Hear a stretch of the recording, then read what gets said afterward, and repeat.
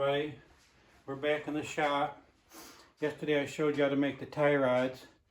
Today I'm going to show you how to make some pedals and some levers. The key to making an interesting model for people is the detail. So one thing that I like to do is put lots of little levers. If the machine has little levers, I like the older machines because the new ones have all digital computerized gauges and no levers, just little tiny electronic buttons. But the old machines have the levers, and I love making them, and when people look at the models, they're just very impressed, and I'll give a big smile because I see all the detail in the levers. So yesterday I told you I used an 1/8" rod right here, and sometimes I just use a welding rod if I run out of the 1/8" rod. So I'm going to show you right here me tapping the outside. You just lightly tap it. You don't want to distort the shape of the steel rod. And so you just lightly tap it and turn it. And if most farm kids, or a lot of kids today, have access to a little workshop, and retired people, so a lot of them might have welding rods from years ago that they never used. And so here's what you do. There it is with the coating bumped off. Now I'm going to clean it real quick with my sander.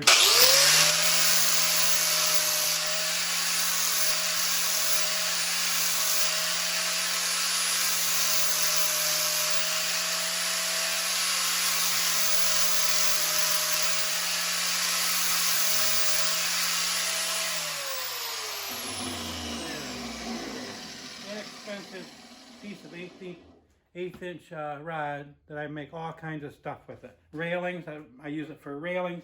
I use both sides. I use the smaller 3/32 brazing rod, and sometimes I use the welding rod too for that. So anyway, I want to show you my progress on the D9 today. I got the side plates on, I got the blade on, I got the engine attached, the cowlings attached, the rear tank, the levers, the toolbox over there is attached, the winch is on the back, the rear hitch is attached. I started painting on these little rear lights right here. In fact, it's running a little bit, so I'm going to have to touch that up. Let's see. Okay, go back around to the front and see the hood. There's the engine again. I started doing a little detail on the engine, but if you kind of squat down, Deb, you can see the light. Maybe they can see the hood shining. So I repainted. I put another coat of paint on the hood today. I didn't quite like how it looked, and you can see I painted the first part of the headlights there today. So that's black. The outside of the light will be black, and then the inside will be white in there. So I'll probably end up doing that after. So now this has got to set a few more days. And here's the seat. The seat's not quite dry yet. I just painted. So the seat will go in there. And then you can see the little levers in there. And so I'm going to show you today how I make the levers and the pedals. One day I'll show you how I make the seats. Okay, so anyway, the pedals aren't attached right here. All the rest of everything else is attached, but I kept the pedals not attached. So I was going to show you kind of how they look. So what you need to do is, in this case here, I took a piece of 5/16 flat steel, and I welded that to a piece of 3/16 rod, which is complicated, but for a smaller scale model, you just use one piece. So I'll show you real quick how I do that, and I'll show you that on the levers. Oh wait, let me see on the levers. You can see all these levers right here, and you can see two of them have a shifting knob on them, but the rest of them have just like a grip, a handle. And you can see these steering ones, a throttle lever. You can see all the different levers in there, and you can see that they have a little bit of a indentation down on each one, to where the handle stops and then the lever down at the bottom starts. And on the round ones here, stay right there a minute, Deb. On the round ones right here, what I do is I take a piece of steel and I weld a nut, like a 1/4 inch nut, on the end of it, and that gives me my start for the knob.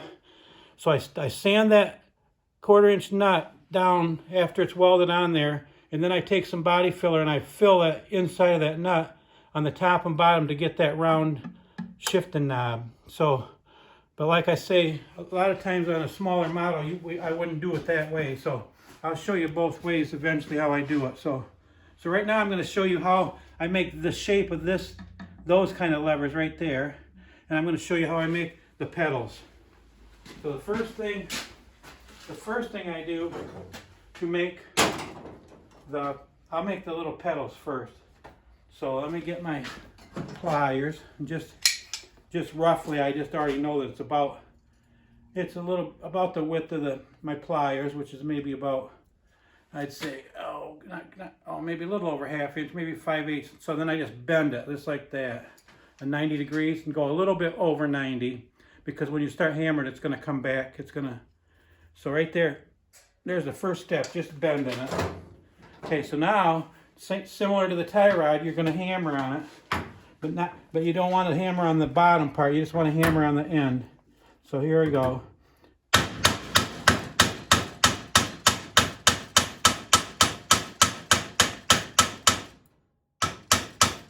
Flip it over and hit it a little bit on the other side.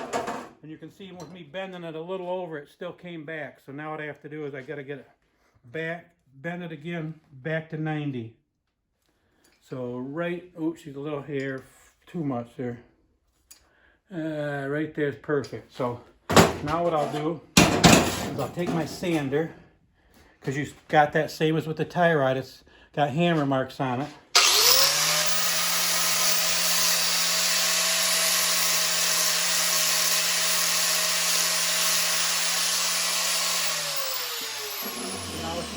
Now it's nice and smooth. Now I don't drill holes in it like a tie rod, so now this is basically going to be the pedal. So what I do is I take them sharp edges and I round them off with the sander. So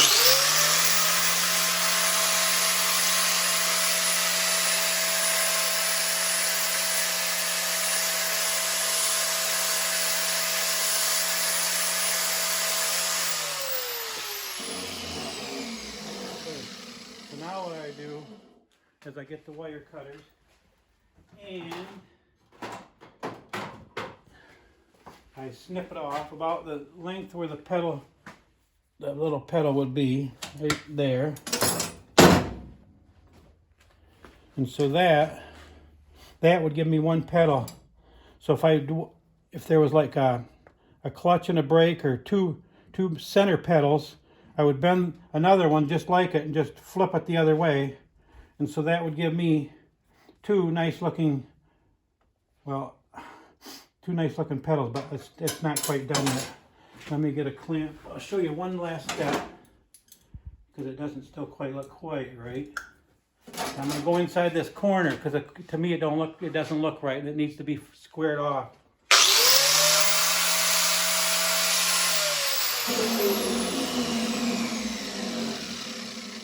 don't have a good enough hold on it to turn. Right there, try it again.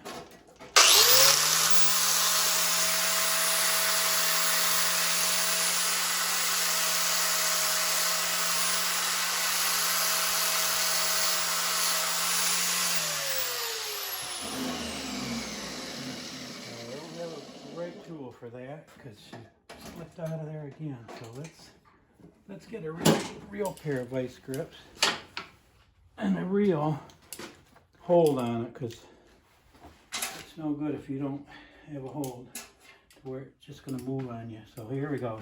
There. Now she's going. Now I'm going to get serious. With a little sander, I'm going with the grinder, because I can't get that corner up in there.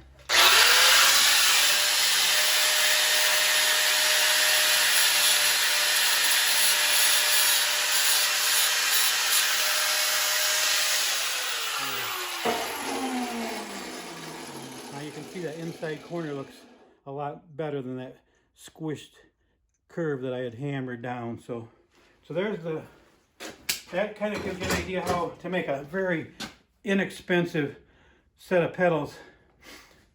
When you go to a hobby shop or you go somewhere at a toy show, this stuff's expensive. This stuff costs probably $1, maybe $2 each for a little pedal and a and I could never afford to buy all that stuff because I was too busy buying tires, right, Dad? Mm-hmm. I bought the tires. Whoa. And just to show you while I'm right here, a gas pedal. Let me just real quick show you how I do that. Let me get this over here. I'm going to just guess roughly, but I'm going to show you shearing this. Okay, so here's for a larger scale toy truck or any kind of machine. This is how I would make a gas pedal. So let me put this on here, clamp it again, and go on here.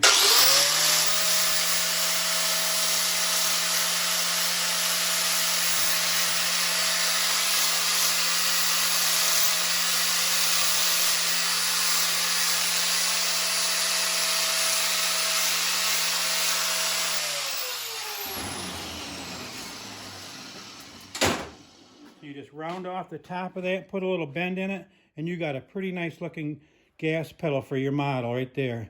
And depending on the scale, if you, let's see, if you were working with a little tiny, let me see, I don't have a little piece here, but let me just nip one off here. Most of you are going to work with a smaller scale. Oh, I lost it. I gotta go this way and I'll catch it. All right, let's see right there. Okay, most of you are going to be at 1/16 scale, so the gas pedal will look more that size. So let me round that one off real quick. I'm trying to hurry here. So you get an idea. That's just a piece of like 1/4 inch flat metal.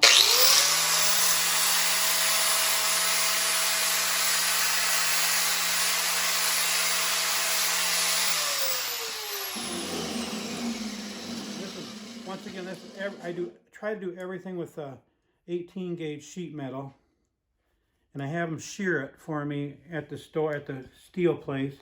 Okay, so now what I would do is I would round the end, and then I would bend this up like it was maybe on your floorboard,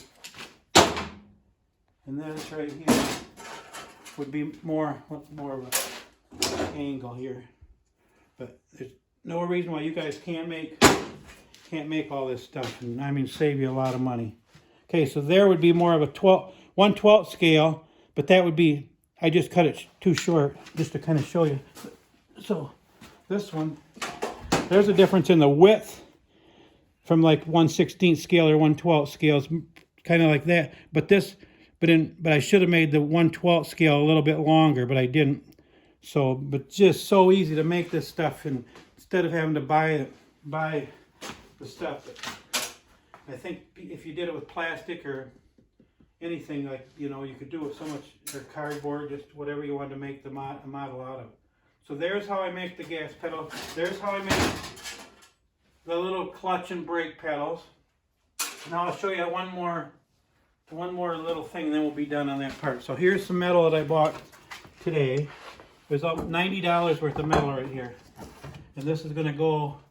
This is for the John Deere, the 1/4 scale John Deere 4020.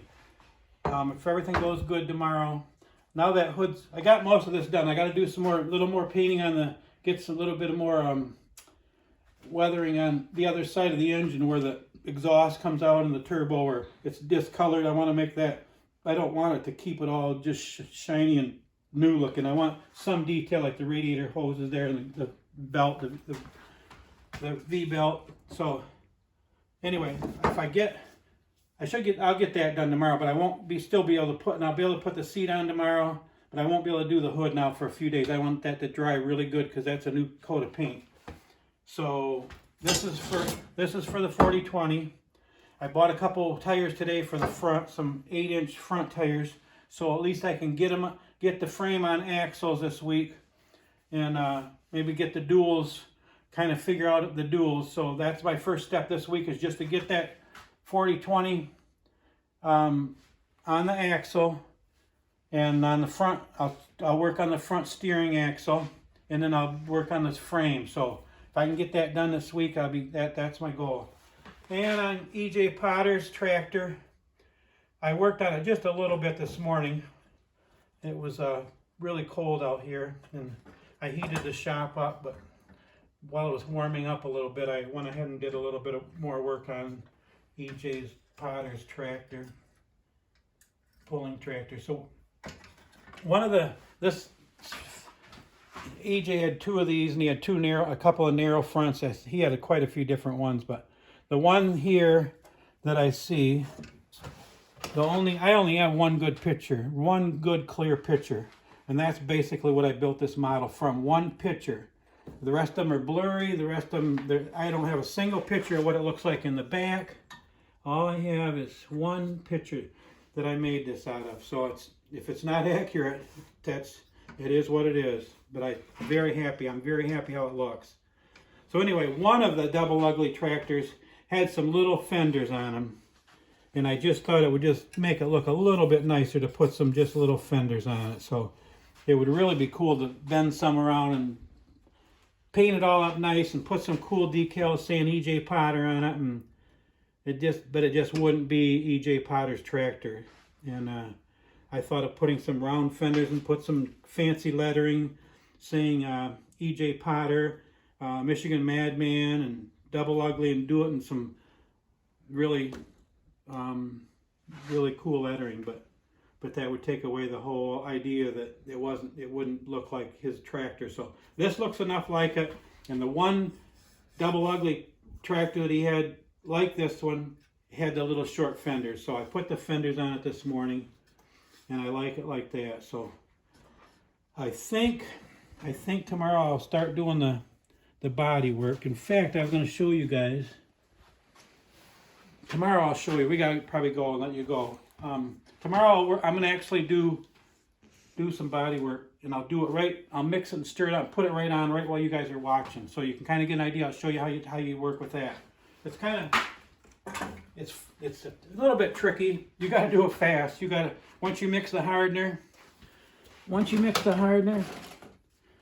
Oh, let me see here if I can find it. Right here it is. Okay, I'll be back. Okay. Here it is. Here's the Bondo. You can buy it at Walmart or anywhere. And here's the hardener. And so what you do is you just put a little bit on a piece of cardboard. I have all these little pieces of cardboard. You can see where I've mixed them up on each one of these, but I still save the other side, so I can use the other side of the cardboard again. So you take this and you stir it up, and I just bought five cheap, that's 4. No, that's a Craftsman. I just bought 5 of these really cheap screwdrivers. Nope, that isn't it. And that's what I stir it with. You just stir it really fast. I'll show you tomorrow. But you just take a little bit of that, put it on here. You put a little bit of the hardener in there. Then you stir this. I stir it really fast. And most of the time, I have little rubber squeegees, different sizes. Like filling that hood there. Filling that hood, you put the filler on the squeegee, and then you bring it right across and bring it across and bring it across, and that puts it on nice and smooth, so there isn't a whole lot of sanding to do. And then I got a smaller one for smaller areas, but a lot of times I just put it on. I just will dab it. I'll take with my finger and I'll just dab it right in the spot where it's got to go, and otherwise I get too much. Sometimes I will take, if it's a spot where I can't reach, I will take a little bit of it, and I'll take it in there and I'll just wipe it down in there, and then I take my finger and I wipe that out, or a rag, so what's left is hardly nothing, but it filled the crack, and it makes it look nice in the end. So that's that. So tomorrow I'll show you the Bondo, the body work, and tomorrow I'll also show you the steering, how I do the steering wheel right here. You can see the steering wheel on EJ's tractor. I'm just going to pull it out right now. In fact, how are we doing, Dad? We got time, a couple of minutes? How are we doing? 20 minutes. 20? Maybe start losing people now. It's getting too long. Okay, here we go, guys. Can you see these, Deb? Yeah. The steering wheels? Yeah. Okay, whoops, I just lost my bushing. Dang. Oh, dang. Well, we'll have to get it later. So anyway, here's 1/8 scale steering wheels. Here's 1/12 scale steering wheels right there. There's a 1/12. This has got a little spinner on it. Two of these have spinners. And here's a 1/16 scale right here. And I don't have any 1/32 scale. So most of the time I'm working with, this is E.J. Potter's is 1/12. So I'll show you how I go about drilling the center out of there, and then how I get threads on the end of this 1/8" rod. And so then you can unscrew it. Well, I can't without a wrench, because I pinched the end of that off to trim it. So I need to take a little Dremel and clean that, and then it'll come right off. You can see the nut. So I'll show you guys how I do that. And so if you need to make little steering wheels and want a realistic looking steering shaft, I use several different sizes on that too. So anyway, we'll touch on the steering wheel tomorrow. We'll touch on I'll show you how to do the Bondo. And let's see, I'll do some more detailing on the engine on that. And tomorrow I'll paint the insert on the headlights on this. And the seat's slowly drying. You can see it's flat black, so it looks better when it starts to dry. So I think there's the metal for the John Deere. And I think we covered it so for today, right? Is there anything else, Deb, what we thought we were going to say? There's the pedals. So very happy how the dozer's looking. Very happy how it looks. It's not perfect, and I'm no engineer, like I tell you. This is my metal art. So if you see something that doesn't look quite right, I apologize, because it's not. It's just my metal art. I love machinery, and I love making things out of metal that look like a piece of machinery. And if you took a ruler and a level and everything to it, it would be terrible. But I've done this for 20 years, and it's close enough to where people like it, and I appreciate that. And so there's another one of my pieces of metal art almost completed. So, okay, everybody, have a nice evening, and we'll catch you later tomorrow.